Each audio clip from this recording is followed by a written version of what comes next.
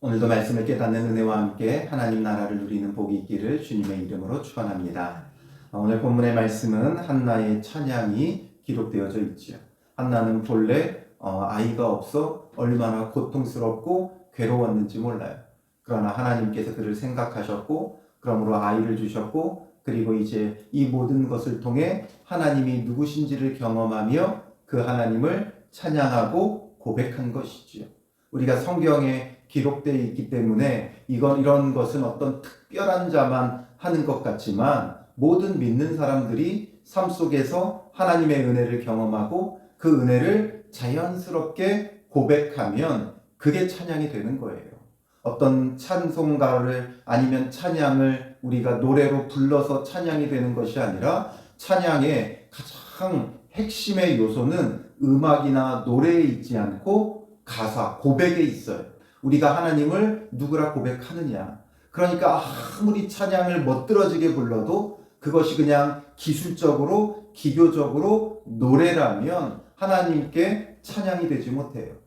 그러나 때로는 음치고 박치고 노래를 잘하지 못한다 할지라도 우리가 정말 우리의 마음에서 하나님을 경험하고 그 하나님이 어떤 분이신지를 고백하며 하나님을 높여드리면 그건 그 어떤 찬양보다도 하나님께 영광이 되는 거예요.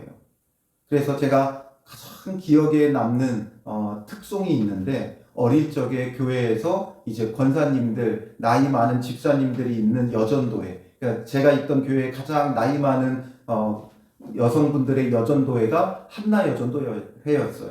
그 한나 여전도회가 주일 저녁 예배 때 특송을 하는데 요한복음 3장 16절의 그 찬양을 부르는 거죠. 어린아이와 같이 그 율동을 하면서 요한복음 3장 16절을 찬양으로 고백하는데 그 모습이 너무나도 아름답고 아직까지도 기억이 나요. 그러니까 제가 학생 때 본 건데 학생 때 할머니들의 그 특송을 들었는데 그게 너무나도 기억에 남아요.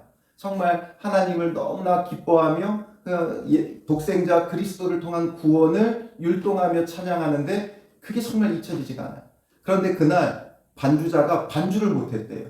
왜 반주를 못했냐면 이분들의 그냥 자연스럽게 우러나오는 찬양이다 보니까 이게 반주랑 맞지가 않는데요. 그 음에 맞춰서 반주를 도저히 못해가지고 결국에는 반주자 없이 그냥 목소리로만 했는데도 그게 잊혀지지가 않아요. 오늘 우리의 찬양은 어떠합니까? 이 한나의 찬양을 보면서 우리의 입술의 고백을 통해 정말 진정한 찬양이 있는 그런 우리의 믿음의 삶이 되어야 할 줄로 믿습니다. 한나가 기도하여 이르되 하면서 이제 한나의 찬양과 기도가 시작이 되어져요. 내 마음이 여호와로 말미암아 즐거워하며 내 마음이 여호와로 말미암아 즐겁다라는 거예요. 그냥 그 있는 그대로의 마음을 고백하죠.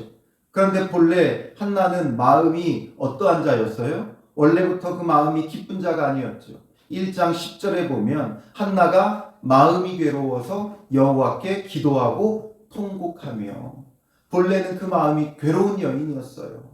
그의 적수인 분인나에게는 자식이 있었고 한나에게는 자식이 없었어요.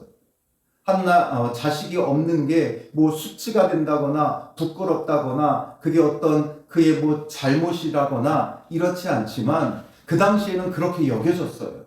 그게 무언가 죄가 있다, 잘못이 있다, 하나님께서 벌 주신다라고 생각했기 때문에 지금 한나의 마음이 너무나도 괴로웠어요. 그런데 이제는 하나님께 그렇게 기도하고 하나님께서 그를 생각하시고 응답하시니까 그 마음이 이제 즐거움으로 변해버렸죠. 그리고 내 뿔이 여호와로 말미암아 높아졌으며 뿔은 그 권위를 상징을 해요. 그런데 그의 권위가 정말 땅끝까지 추락했었죠. 그러니까 1장 6절에 보면 여호와께서 그에게 임신하지 못하게 하심으로 그의 적수인 분인나가 그를 심히 격분하게 하여 괴롭게 하더라. 격분하게 하여 괴롭게 했다는 건 정말 무시하고 멸시했다는 거죠.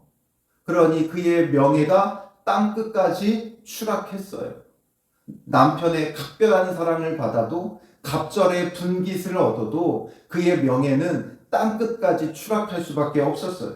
그런데 이제는 여호와로 말미암아 내 뿔이 높아졌다는 거예요.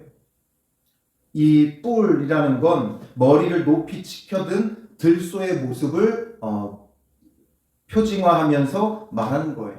그러니까 그 들소가 뿔을 높이 쳐든다는 건 뭐예요? 그 위엄과 권위와 자기의 명예와 힘을 내세우는 거죠.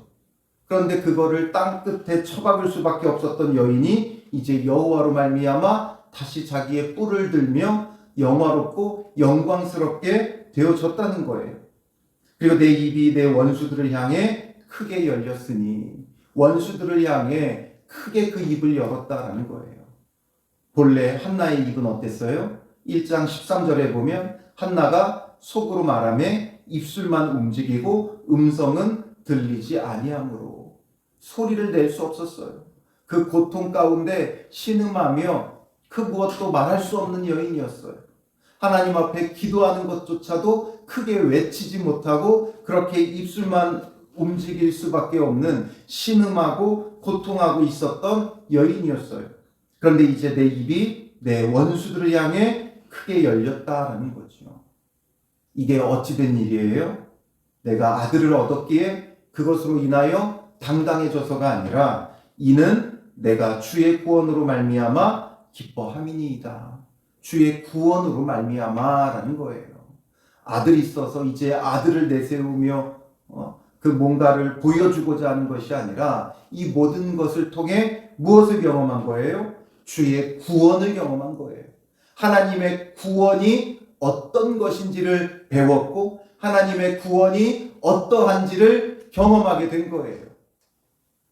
그러니 이제 앞으로 주실 그 구원은 얼마나 더 크고 놀랍겠어요. 자기의 삶 속에 이 하나의 문제 속에서 그 문제를 해결하고 은혜 베푸시는 하나님을 몸소 경험하면서 하나님의 구원이 어떠한 것인지를 알기 시작한 거예요. 그래서 하나님의 구원이 어떠한 것인가 이것을 그는 고백하고 찬양하고 있는 거지요. 그래서 이제 계속되는 건 그가 경험한 주의 구원을 통해 하나님이 누구시고 하나님의 구원이 어떠한 것인가를 이제 찬양으로 고백하고 있는 거예요. 2절에 보면 여호와와 같이 거룩하신 이가 없으시니 이는 주밖에 다른 이가 없고 우리 하나님 같은 반석도 없으심이니이다. 여호와와 같이 거룩하신 이가 없다. 정말 주님의 그 거룩하심을 경험한 거예요. 악의가 없으시고 얼마나 선하시고 거룩하신지 이것을 경험한 거죠. 그러니 주님밖에 다른 이가 없고 하나님 같은 반석도 없다라는 거죠. 그러니 심히 교만한 말을 다시 하지 말 것이며 오만한 말을 너희 입에서 내지 말지어다. 교만한 자, 오만한 자 다시는 그 말을 입 밖에 내지 말라는 거예요. 이 교만한 자들과 오만한 자들은 누굽니까? 교만한 자와 오만한 자의 지금 상징적인 대표는 누가 되어 있어요? 바로 브민나가 되어 있는 거죠. 자기가 자식이 있는 것을 가지고 자식 없는 한나를 무시하고 멸시하는 거예요. 그러니까 지금 자기의 상황이 남보다 조금 더 낫다고 하여 다른 사람을, 자기보다 조금 못한 사람을 무시하고 멸시하고 있죠. 그런데 이것은 무엇 때문에 이런 일이 벌어져요? 하나님이 어떠한 분인지를 몰라서 벌어지는 일이에요. 그러니 지금 현재의 상황과 현재의 위치로 판단하고 말하는 거죠. 그러나 하나님은 어떤 분입니까? 여호와는 지식의 하나님이시라 행동을 달아보시느니라. 지식의 하나님이라는 건 전지하신 하나님이죠. 모든 것을 다 아세요. 그러므로 행동을 달아보시느니라. 그의 모든 것을, 우리의 모든 마음과 생각과 행동을 다 아시고 달아보신다, 재판하신다라는 거죠. 그러니 우리 안에 조그마한 오만함과 교만함이 있다면 그것조차도 주님은 아세요. 우리가 조금만 남보다 낫다고 하여 나보다 조금 못한 자를 무시하고 멸시하고 함부로 대하는 것 주님이 다 알고 심판하신다라는 거죠. 그러니 하나님은 어떤 분이에요? 용사의 활은 꺾이고 넘어진 자는 힘으로 뛰게 하시는 하나님이지요. 지금 용사라고 해서, 지금 내가 강하고 힘있다고 해서 교만하고 오만하게 행동하면 안 돼요. 하나님은 그의 화를 꺾어버리실 것이고 오히려 넘어진 자, 힘이 없는 자, 연약한 자는 오히려 힘으로 띠를 띠게 하시는 거예요. 그리고 5절에 풍족한 자들은 양식을 위하여 품을 팔고 풍족하다고 교만하게 행하는 자들은 이제 양식을 위하여 먹을 것도 없어서 품을 팔고 품꾼이 되어진다는 거죠. 그러나 줄이던 자들은 다시 줄이지 아니하도다. 줄이던 자들은 다시는 줄이지 않게 하신다는 거죠. 전에 임신하지 못하던 자는 7을 낳았고 임신하지 못하던 자는 오히려 7을 낳았다. 7은 이들에게 있어서 완전수라는 거죠. 정말 모든 자를 얻게 되었다라는 거예요. 많은 자녀를 둔 자는 쇠약하도다. 오히려 많은 자녀를 둔 자들은 쇠약하게 되어진다라는 거죠. 즉 하나님은 어떤 하나님이에요? 역전의 하나님이죠. 모든 게 뒤바뀌게 하세요. 먼저 된 자는 나중되게 하시고 나중된 자는 먼저 되게 하시는 하나님이세요. 높아진 자는 낮추시고 낮아진 자는 높이시는 하나님이에요. 우리가 복음서를 보면서도 늘 경험하고 깨닫잖아요. 바로 주님은 역전의 하나님이에요. 하나님 나라는 역전의 하나님 나라예요. 그러므로 이제 넘어진 자가 힘으로 띠를 띠는 게 하나님 나라예요. 원래는 넘어진 자였고 힘없는 자였지만 하나님께서 힘으로 띠를 띄워주시니까 그 삶 자체가 하나님 나라가 되고 그 하나님 나라를 경험한 자의 영생이 이제 영원해지면서 주님 다시 오시는 날 온전한 하나님 나라까지 뭐가 되는 거예요? 연결이 되고 연속이 되는 거예요. 하나님 나라는 죽어서만 가는 막연한 기대가 아니라 힘없는 자에게 띠를 띄워서 넘어진 자에게 띠를 띄워서 하나님 나라가 시작되게 하신다라는 거죠. 그리고 줄이던 자에게 무엇이 하나님 나라입니까? 아무리 좋은 말을 해주고 아무리 복음을 이야기해줘도 평생 줄이면 그에게 어떻게 하나님 나라가 상상이나 되겠어요? 그런데 줄이던 자나 하나님께서 이제 다시 줄이지 않게 하시니까 하나님 나라를 누리는 거지요. 그리고 그 하나님 나라를 영원토록 누리게 되는 거예요. 또 임신하지 못한 자는 자녀를 얻으며 이제 하나님 나라를 얻게 되고 그게 영원하게 누리는 하나님 나라로 이어지는 거죠. 그래서 하나님 나라는 역전의 하나님 나라예요. 그런데 풍족하던 자들에게 무엇이 하나님 나라가 될 수 있겠어요? 많은 자녀를 둔 자에게 무엇이 하나님 나라가 되겠어요? 용사에게 무엇이 하나님 나라가 되겠어요? 내 힘으로 내 가진 것으로 다 누리는데 어떻게 하나님 나라를 그가 알 수 있고 누릴 수 있겠어요? 그러니 오히려 하나님 나라는 누가 누릴 수 있어요? 넘어진 자, 줄이던 자, 자녀가 없는 자, 이런 자들이 진정한 하나님 나라를 알고 누릴 수 있는 거예요. 그래서 여호와는 6절에 죽이기도 하시고 살리기도 하시며 스올에 내리기도 하시고 거기에서 올리기도 하시고 또 가난하게도 하시고 부하게도 하시고 낮추기도 하시고 높이기도 하시는도다. 이런 것들을 통해 하나님께서 우리를 무엇 하시는 거예요? 연단하시며 하나님 나라를 알게 하시는 거예요. 죽였다 살려야 영생이 무엇인지를 알죠. 하나님의 구원이 무엇인지를 알아요. 스올에 내렸다가 다시 올려야 지옥이 무엇인지를 알고 천국을 사모하고 천국을 누릴 수 있는 거예요. 가난하게도 했다가 부하게도 해야 정말 하나님 나라가 무엇인지를 아는 거예요. 낮추기도 했다가 높여야 정말 이 높이시는 하나님의 그 구원과 하나님 나라가 무엇인지를 아는 거지요. 그러니 분인나는 죽었다 깨어나도 하나님 나라를 알지 못하는 거예요. 그러나 한나는 어때요? 아는 거죠. 자식이 없어 그 고통의 세월 가운데 하나님께서 자식을 주며 누리게 하신 구원과 하나님 나라가 무엇인지를 아니 영원한 하나님 나라를 사모하는 자가 되죠. 그러니 하나님은 누구의 하나님이에요? 가난한 자의 하나님이고 연약한 자의 하나님이고 죽어진 자의 하나님이고 낮아진 자의 하나님이에요. 그래서 8절에 가난한 자를 진토에서 일으키시며 빈궁한 자를 거름더미에서 올리사 귀족들과 함께 앉게 하시며 영광의 자리를 차지하게 하시는도다. 그러니 하나님께서 가난한 자는 높일 일밖에 없어요. 부하게 하실 일밖에 없어요. 빈궁한 자는 배불리게 하실 것밖에 없어요. 그런데 배부른 자를 무엇을 하실 수 있겠어요? 배부른 자는 오히려 줄이게 할 수밖에 없지요. 그의 교만함과 오만함 때문에 줄이게 할 수밖에 없는 거예요.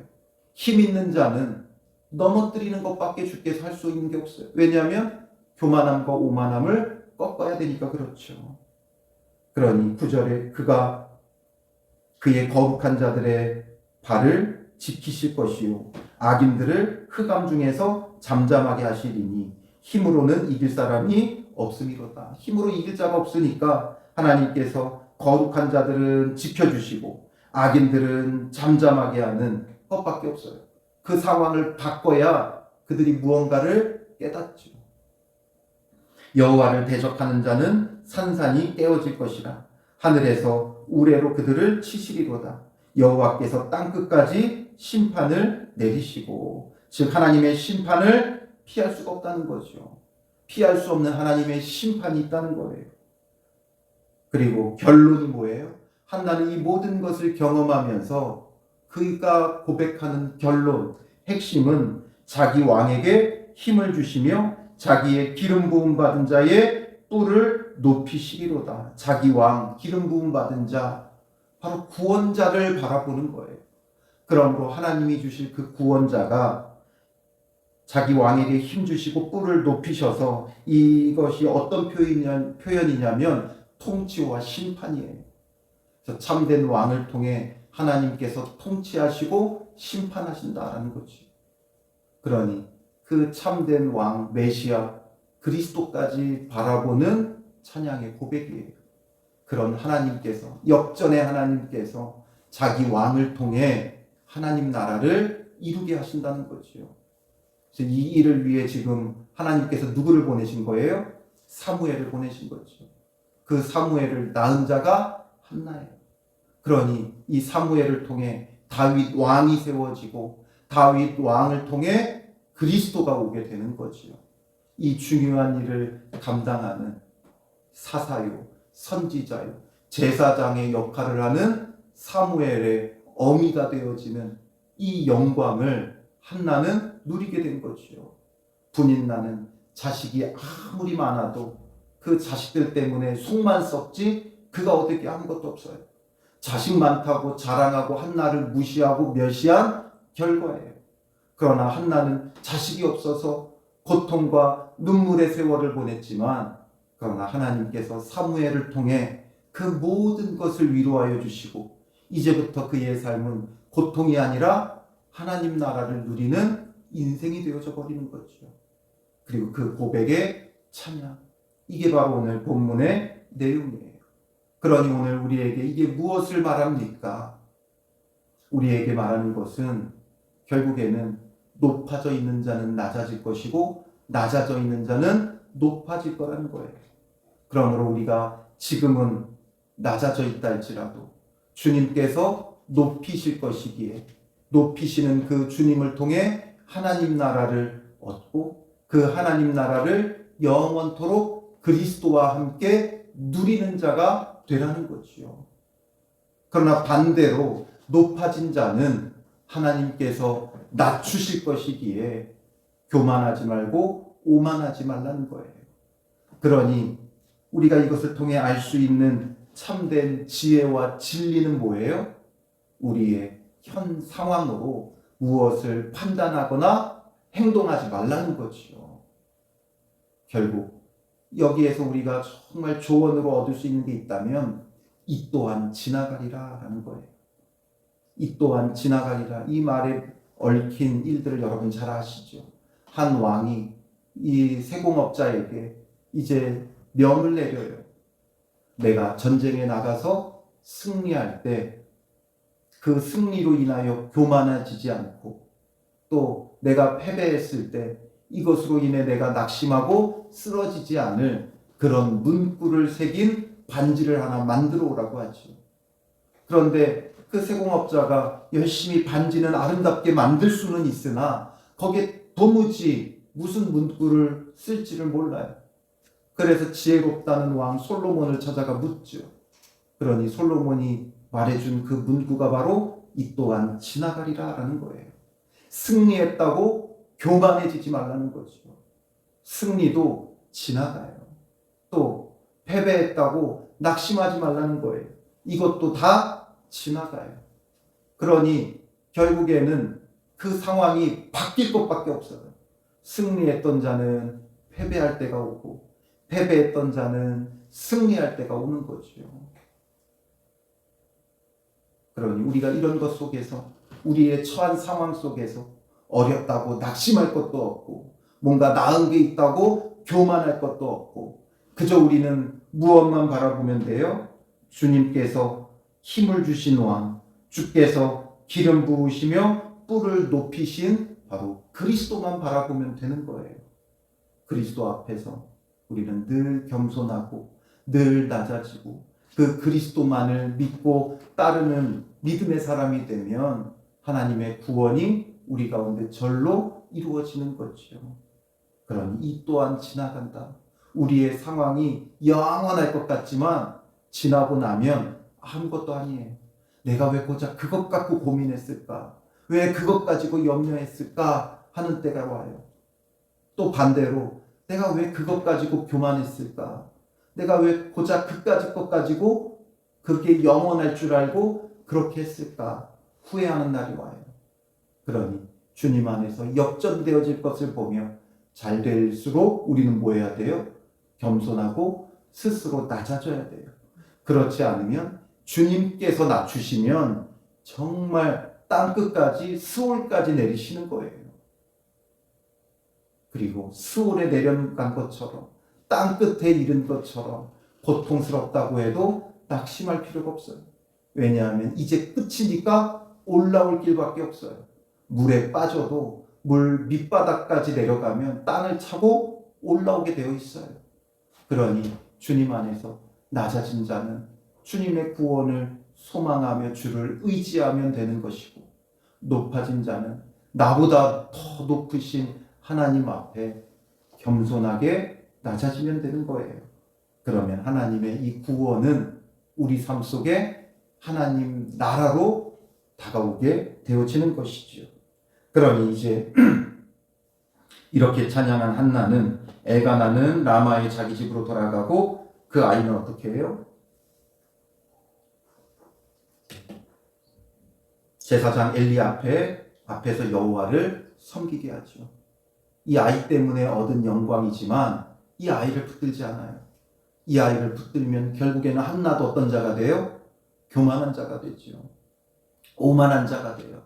그래서 이제 분인날을 무시하고 멸시하게 될 거예요. 그러니까 사무엘을 서원한 대로 하나님께 드리고 이제 돌아가게 되는 거죠. 그러면서 아들을 또 내어주시는 아버지 하나님의 마음을 하는 거예요. 독생자 그리스도를 내어주는 하나님의 마음을 또한 한나는 여기서 체감하고 공감하게 되는 거죠. 하나님이 주셔서 높아진 게 있으면 하나님이 허락하신 것이기에 하나님께 내어드리는 이 한나의 믿음을 보세요. 이게 바로 참된 믿음이죠. 교만해지지 않아요. 오만해지지 않아요. 하나님께 내어드리며 다시금 또한 겸손히 주님 앞에 무릎 꿇고 그 하나님만을 찬양하고 높여드리는 거죠. 오늘 우리의 믿음이 연약한 가운데서 높이시는 하나님의 구원을 경험하고 또 그 구원을 경험하며 교만해지는 것이 아니라 주님이 주신 것 주님께 올려드리며 모든 영광을 주께 올려드리며 우리는 겸손하며 낮아지는 그런 믿음의 사람들이 되시기를 주님의 이름으로 축원합니다. 기도하겠습니다. 살아계신 아버지 하나님, 주님의 은혜에 감사합니다. 주님은 역전의 하나님이신 것을 우리에게 보여주시고 역전의 하나님 나라를 깨닫게 하시오니 우리에게 주어진 상황으로 우리가 판단하고 교만하여지거나 낙심하지 말게 하시고 참된 하나님 나라를 사모하고 누리는 믿음의 사람들 되게 하여 주시옵소서. 우리 중에 낮아진 자가 있습니까? 낙심하지 말게 하시고 다시 높이시는 하나님과 또 다시 높이셔서 누리게 하시는 하나님 나라를 기대하고 사모하는 자가 되게 하여 주시옵소서. 우리 중에 높아진 자가 있습니까? 교만하거나 오만해지지 말게 하시고 우리를 높이신 나보다 더 높으신 주를 바라보며 주를 찬양하며 주님 앞에 겸손히 엎드리는 자가 되게 하여 주시옵소서. 이 또한 지나갈 일들로 인하여 우리가 낙심하거나 교만해지지 말게 하시고 오직 주만 바라보며 주시는 참된 하나님 나라를 누리게 하여 주시옵소서. 오늘 하루도 주님 안에서 그리스도 예수와 함께 참된 하나님 나라를 누리는 복된 성도들이 되게 하여 주실 줄 믿사오며 예수님의 이름으로 기도합니다. 아멘.